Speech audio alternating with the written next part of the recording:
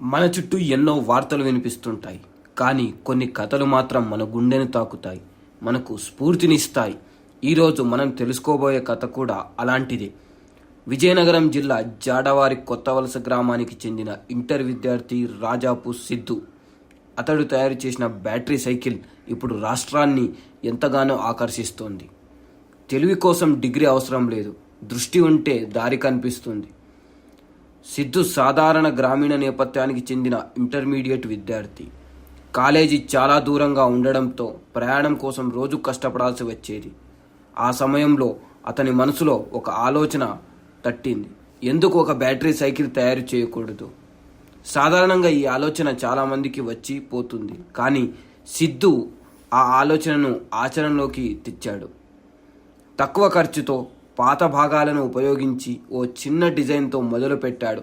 దాదాపు 6,000 ఖర్చుతో తయారు చేసిన ఈ సైకిల్ ఒక్కసారి ఛార్జ్ చేస్తే 3 గంటల్లో 80 కిలోమీటర్ల వరకు నడుస్తుంది.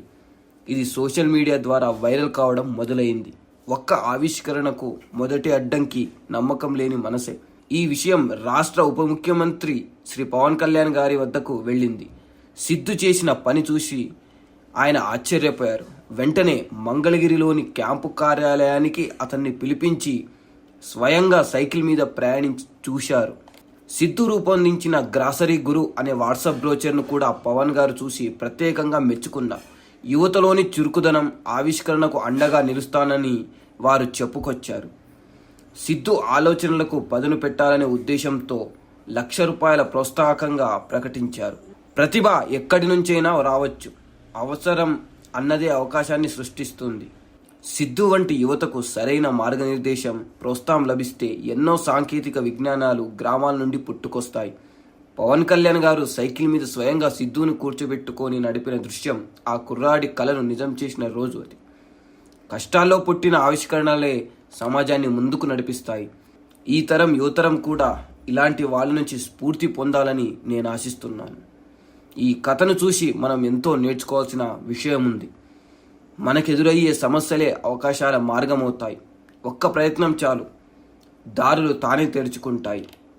మన గ్రామాల్లోనూ కాలేజీల్లోనూ సిద్ధు లాంటి ప్రతిభ ఉన్న యువత చాలామంది ఉంటారు. అలాంటి ప్రతిభను గుర్తించడానికి మనమందరం ముందుకు రావాలి. ఇలాంటి వినూత్న ఆలోచనలకు ప్లాట్ఫామ్ ఇవ్వాలి, ప్రశంసించాలి, ప్రోత్సహించాలి. సిద్ధు ప్రేరణగా నిలిచే ఈ కథను మీ మిత్రులతో, యువతతో షేర్ చేయండి. మీరు చేస్తున్న మార్పు చిన్నదిగా అనిపించవచ్చు, కానీ అది ఎవరికో జీవితాన్ని మార్చవచ్చు. ఇలాంటి మరిన్ని యూత్ ఇన్స్పిరేషనల్ స్టోరీస్ కోసం మా అడుగు టీవీ ఛానల్ని సబ్స్క్రైబ్ చేయండి. మీ ఊర్లో కూడా ఇలాంటి టాలెంట్ ఉంటే కామెంట్ చేయండి. నేను మీ యాంకర్ విష్ణుకాంత్. అడుగు టీవీలో మళ్ళీ కలుద్దాం.